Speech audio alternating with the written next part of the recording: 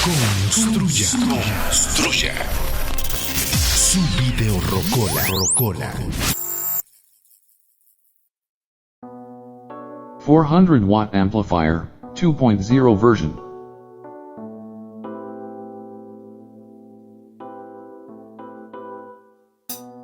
Due to the success of our first 400-watt amplifier, which at this moment has surpassed 1 million views, and thanks to we also had an extra income, we realized this video, in which we show step by step, and detail to detail, how make a second amplifier of 400 watts, of great stability, high fidelity, and clean sound. This is the fourth video of a larger project, consisting of an amplifier for jukebox Y karaoke, with volume control and tones controlled by voltage, wired remote volume control, and microphone preamplifier. Materials. In the description of the video, you will find the link to the written article, in which you can download a PDF file, which contains the electric diagram, printed circuit board, and the bill of materials, for the realization of this project. On this case, the printed circuit was made in fiberglass plate, with the screen printing method. If you wish, you can do it with the ironing method. Tools. A 30 watts soldering iron, welding, tweezers, and a nail clipper. Construction. It begins by placing the resistors. The resistor is taken with the fingers and bent their terminals at the exact distance, so that it enters perfectly in its respective place. The terminals pull apart and proceed to weld. Remember that the correct way to weld is done, joining, welding, soldering iron, and piece to weld, at the same time. The excesses of the resistor terminals are cut off. These are recycled, then used as jumpers. Using the same technique we just saw, put all resistors on quarter watt. Should try to put as perfect as possible, and preferably with the color code, in the same direction. The resistors no have polarity, however, resistances placed neatly, will give a very good presentation to our PCB.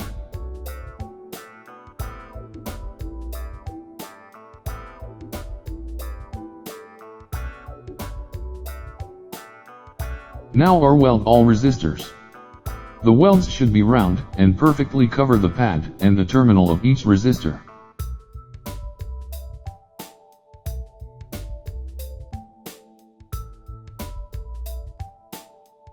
Cut all the terminals excess of the resistors. For this, we can use a nail clipper.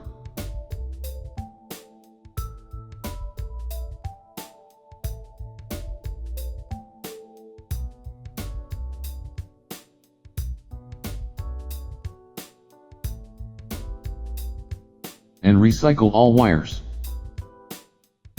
Now place all 1 watt resistors. As these resistors tend to warm up a little, they should be left lifted from the PCB, at least 2 mm in height. Should place the other resistances of 1 watt, taking into account the recommendation given above.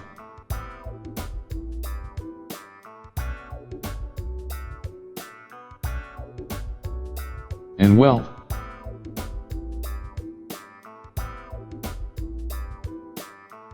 Now place all diodes. Is taken the diode with the fingers. With the tweezers, bend the terminals at the exact distance, so that the diode enters the PCB. And place all the diodes in their respective place. Priority must be given to the polarity, shown in the component mask. Also, place diodes of the right channel of amplifier. Now place the 24-volt Zener diode, of the left channel, and the Zener diode of the right channel. You should be aware of polarity. Is weld the diodes of the left channel.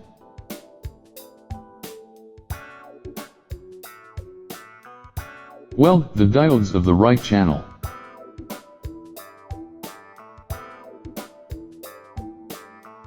And cut the excesses of the diodes terminals.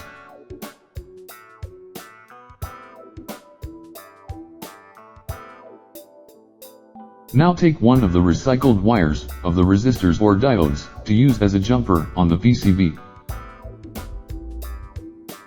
Make two angles of 90 degrees at the exact distance which matches the holes where it will be placed in the PCB. And it is placed on the PCB. Place all jumpers as required. And weld.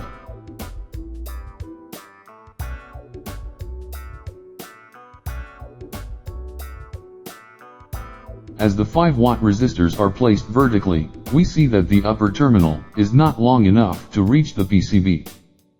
Then, apply the welding in the shortest terminal. And weld the piece of wire of the same ones that were recycled of the resistances of 1 watt. This is done with the 8 resistors of 5 watts that have in the amplifier. Now place the 5-watt resistors of the left channel.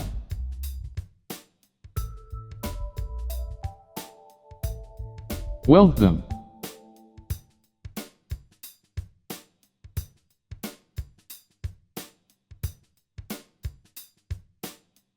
Place the 5-watt resistors of the right channel.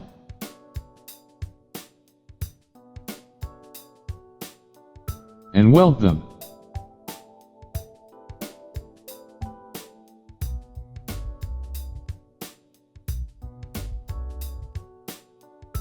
Now place the capacitors.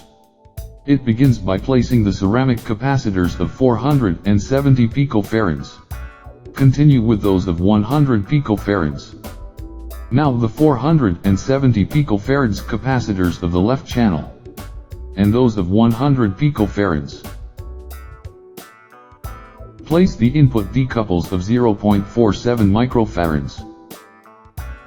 Now place the electrolytic capacitors. These do have polarity. And weld them. Cut the excess of terminals. Now place the other 2 electrolytic capacitors of the right channel. And weld them. Place the sprat or tongue terminals, which will be the speaker outputs. And weld them with abundant welding. Now place the transistors. Begin by place the 2N5401 of the differential pair. Place the C1815 transistors, which are part of the differential pair regulation. Place the pre-exciters transistors. And the TID42, which is part of the bias regulation. Place the pre-exciters transistors of the other channel. And the TID42. Weld all the small transistors.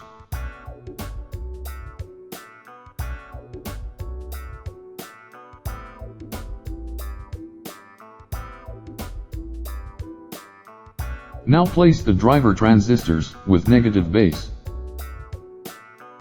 And the driver transistors with positive base.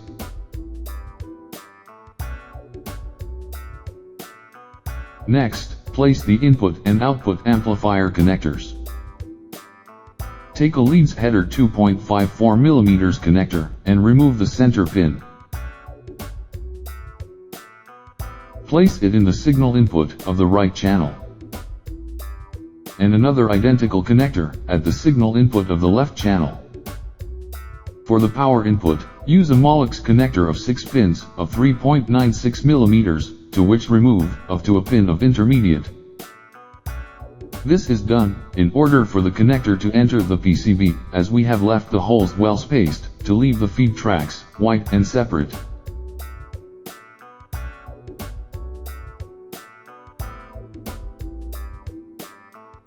Put the connector in place. Now proceed to place the diode bridge. It should be lifted from the floor of the PCB. And weld it with abundant welding. Note that in this area, there will pass many amperes.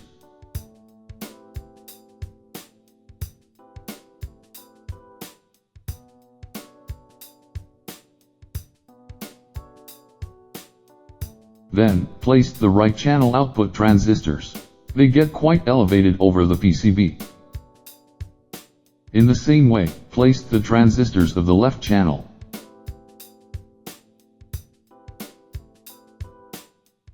So that all the transistors are at the same height, and totally perpendicular, we use like support, a transformer sheet of approximately 2 cm of width. The idea is that the power transistors stay as far away from the PCB, as they emit a lot of heat when they are at their maximum effort.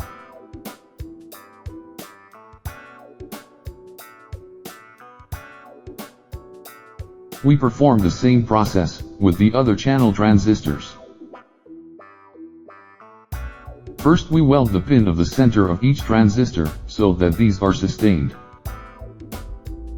And then we welded the rest of pins or terminals.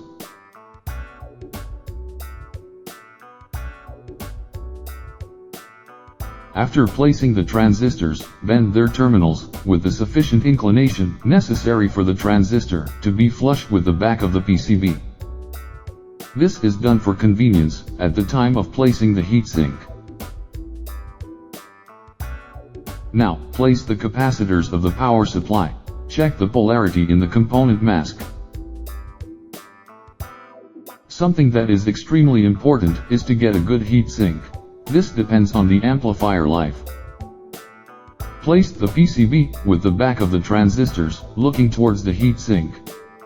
With a wooden stick, take a drop of paint and mark the point where each hole, through which the screws that hold the transistors pass, with the heatsink.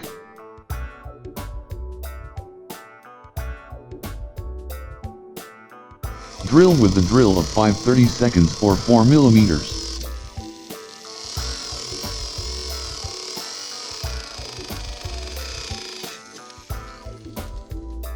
Countersink the holes, so that the transistors are well settled on the heatsink. Now, take each mica insulation, and apply silicone grease on one of its faces. The silicone grease helps to transmit the heat without electric conduction. Place each mica insulation in place. The hole in the mica insulation must match with the corresponding hole in the heatsink, where the adjusting screw will pass. Now apply silicone grease to the back of each transistor.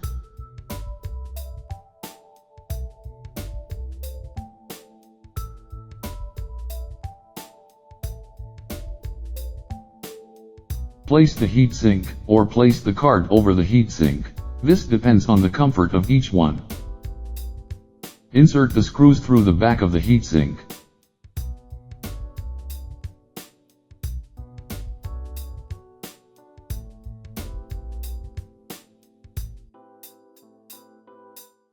From the front, place a round washer. And tighten with a nut.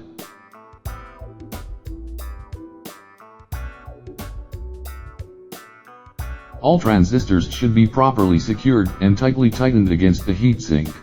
If, on the other hand, the transistors are left loose, they will very likely burn when it demands volume to the amplifier. We have finished our amplifier card, ready for cleaning. With a toothbrush and thinner, proceed to wash the card very well on the track side. We must remove all grease and metal particles and welding, which can subsequently cause a short circuit. With a piece of toilet paper, dry the card very well. And finish cleaning with a dry brush. The card should be clean and shimmering. Cold measurements. Place the multimeter on the continuity scale. Measure between the pin where will be connected the transformer central tap, and the pin where will be connected each tip end. While charging the capacitors, you can see numbers on the multimeter display. After a few seconds, you should measure open or infinite, a 1 on the left. In case of continuity or low impedance, we must check the PCB tracks, discard the diode bridge or any of the capacitors of the power supply, among other components. Check carefully. Now measure between ground and each speaker output.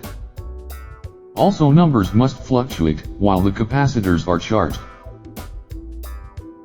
Then, should measure open or infinite. Invert the tips. In case you measure continuity or some impedance, proceed to measure each transistor. Read our recommendations section. Now we must verify that there is no continuity between the heatsink and the transistors. Placing a tip in the heatsink, and with the another tip, touch the collector or center terminal of each transistor. On all transistors, you must dial either open or infinite. If any transistor comes to mark continuity, it must be disassembled to check the insulation. Hot measurements.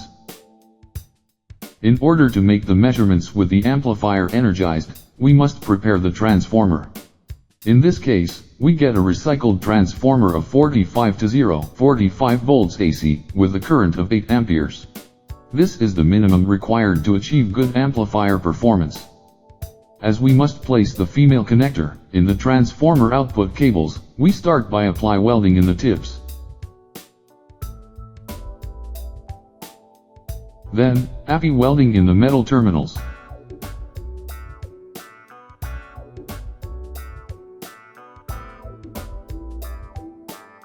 And we proceed to weld each cable with each terminal. We do this way, since we do not have a crimping tool, and we know that many of those who see this video do not have one either.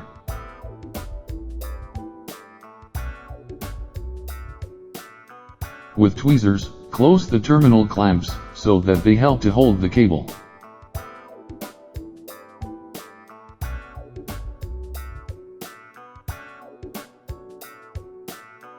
Now insert each terminal into the female connector case, leaving a hole intermediate. Remember that the central tap is placed in the connector center.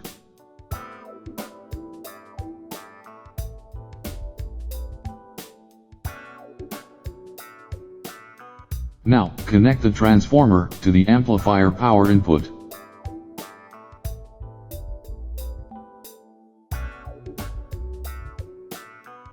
As it is the first time we turn on amplifier, connect the series circuit to the input of the transformer. Connect the series circuit to the public network, and if there is no short, the light bulb turns on and off immediately. Now place the multimeter on the scale of 200 volts DC. Place the black tip on the ground pole. And with the red tip, measure each speaker output, should measure 0 volts. Measure the voltage present at the collector of each driver transistor. The voltage must be totally symmetrical. Otherwise, one of the power supply capacitors may be defective. Measure in the union of the emitters of the two N5401 transistors. The voltage should be between 0.6 and 0.7 volts DC. Now make the bias measurement. First measure the 33 ohms resistor. There should be about 0.6 volts DC.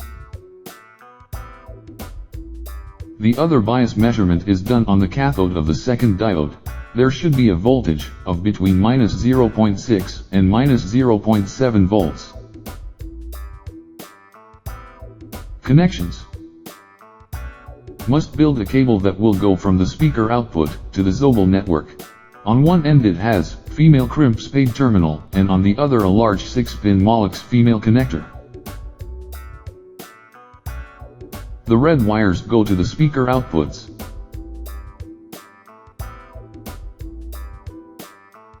And the green wire is welded to the ground pin. If you wish, you can also use a terminal or a connector. Now must build the Zobel network. For this you must visit our channel, or find the link in the description of this video. Connect the speaker output to the Zobel network input. Now we will construct the cable that goes to the Zobel network output, with the connector that sends to the speakers. First, is to apply solder on the 4 terminals of the pressure connector.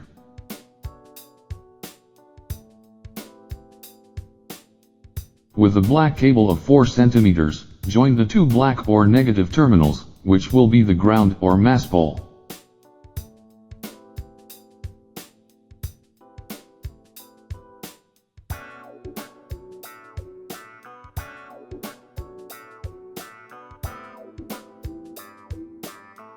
Weld a red wire on one of the positive terminals of the connector.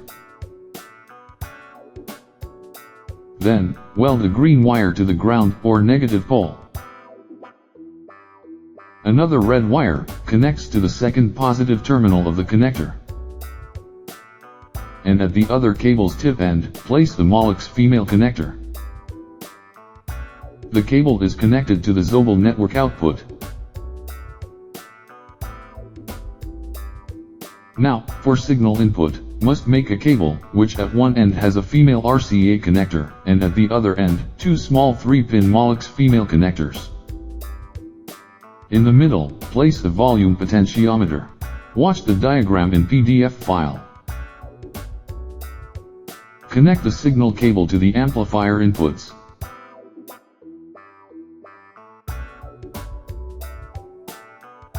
And we have ready our 400 watt stereo amplifier, with flat signal response. Now listen to the live sound test. ¿Qué tal, amigos? Ahora escuchemos la prueba de sonido de nuestro amplificador de 400 vatios versión 2.0. Aquí lo tenemos, tiene su transformador, su red de Zobel, y le hemos conectado 4 parlantes, 2 de 12 pulgadas y 2 de 15 pulgadas. Escuchemos entonces. Es lo que puede tirar una forma de mis labios que están de fuego por besar. También recuerdo ardiendo en mi soledad. Si no estás tú, pudieras saciar mi sed.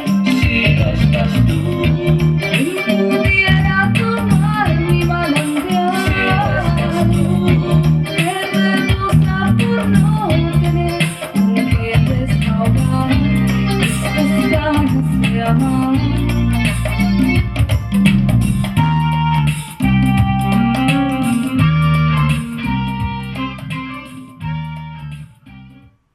Su sonido es limpio. Si escuchan alguna distorsión es porque el micrófono de la cámara no lo puede captar bien.